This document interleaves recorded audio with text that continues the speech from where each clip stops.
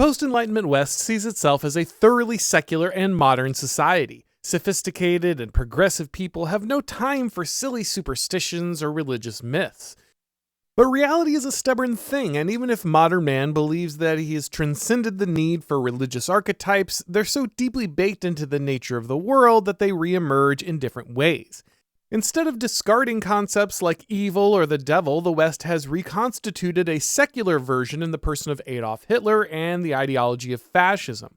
One does not debate with the devil, one slays the devil, and the same is true of fascists.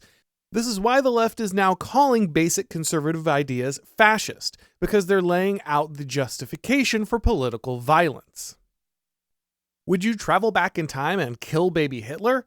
This is one of the most common ethical questions that gets thrown around in discussions today, juxtaposing the innocence of an infant with the atrocities that could be prevented by an act that is immoral in any other context. The murder of a child would normally be horrific, but if it's a baby Hitler, a secular Satan who stands as our personification of evil, perhaps it can be justified. For many, the answer to this hypothetical is an enthusiastic yes, because they see Hitler as so evil he stops being human, and the rules of morality no longer bind you. In 2017, the white nationalist Richard Spencer was punched in the face while giving an interview. Spencer was not committing acts of violence or threatening anyone, he was just simply sharing his views and exercising his right to speak. The act was very popular with leftists, and this began a dialogue around whether it was justified to punch a Nazi in the face. The Supreme Court has, of course, made it clear that free speech extends to the rights of people like the KKK to march in a Jewish neighborhood, even if it's full of Holocaust survivors. But the majority of leftists ultimately agreed that it was justifiable for individuals to do violence to those that they identify as Nazis. Now that the moral justification for political violence had been established, the only thing left to do was to label every conservative belief fascist.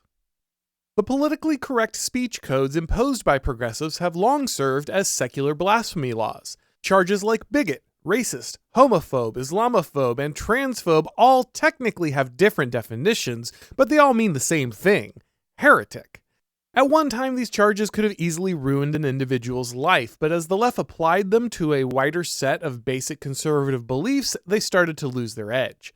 Now, progressives didn't change their strategy or anything. They didn't rethink the effectiveness or morality of how they were going about this. Instead, they just started to increase the intensity of their rhetoric during the Trump era by deploying the term white supremacist in response to conservatives who held radical beliefs like ending illegal immigration or stopping the surgical mutilation of children. This escalation proved ineffective, and so their only option was to deploy fascist as their final word of power. In the modern secular narrative, the United States derives whatever moral authority it has from defeating Adolf Hitler and the Nazis in World War II. Hitler was certainly evil, though arguably no more evil than the man we joined forces with to defeat him, Joseph Stalin.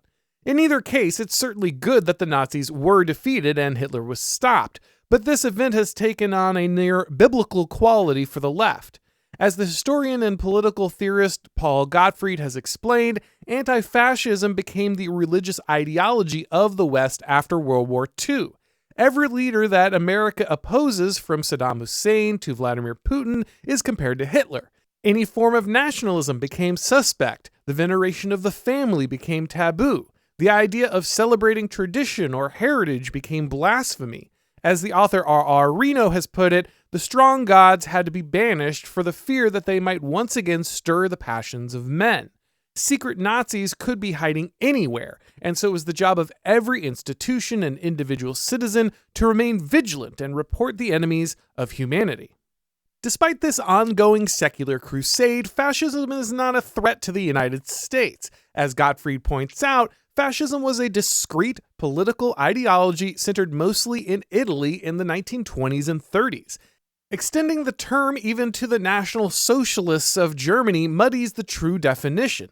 Fascism is a historical phenomenon that is as dead as the people who practiced it. The ideology is not some eternal enemy of mankind waiting in the shadows to re-emerge. It's as relevant to the modern day as anarcho-syndicalism or the diggers of the English Civil War. It's become fashionable among many on the internet left to refer to conservatives as ontologically evil. Most of them have no clue what that means, of course, but they do know that it allows them to treat their opponents as subhuman.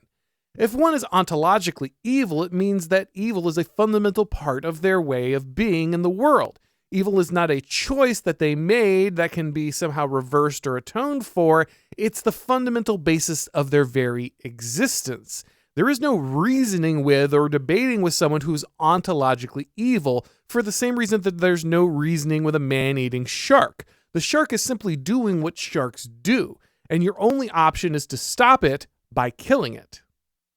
News anchors, left-wing commentators, and Democrat politicians now regularly call Donald Trump and his followers fascists.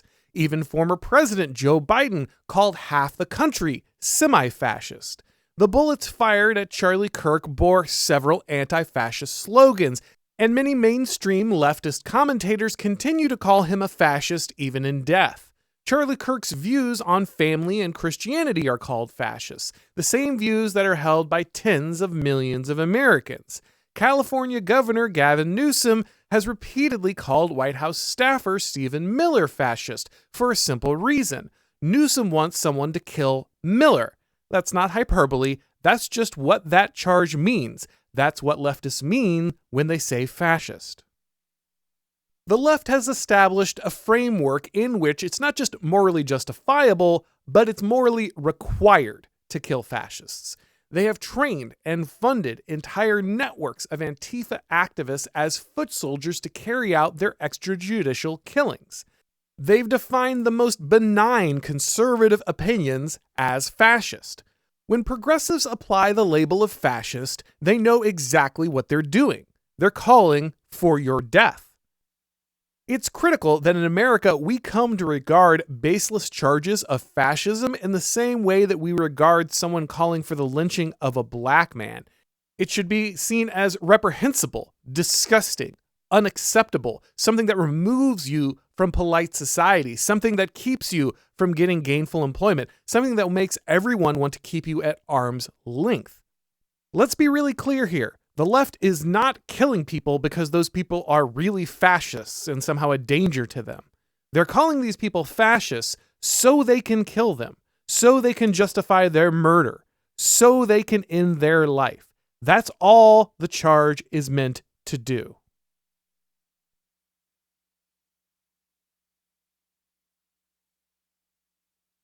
Thanks for watching, guys. If you enjoyed the video, go ahead and click like, and if you haven't subscribed yet, now is a great time to do so. If you'd like to get these broadcasts as podcasts, you need to subscribe to the Auron MacIntyre Show on your favorite podcast platform, and if you do, leave a rating or review. It really helps with the algorithm magic. If you'd like to follow me on Twitter, or Gab, or Substack, or Instagram, if you'd like to get these videos on Rumble or Odyssey, the links to do all of that are down below in the description. If you'd like to donate to our charity drive and help build a church in the Ridge Runner development in Tennessee, you can click on the link below in the description as well. And of course, you can watch all of my videos and read all of my columns at The Blaze. Thanks for watching, guys, and as always, I'll talk to you next time.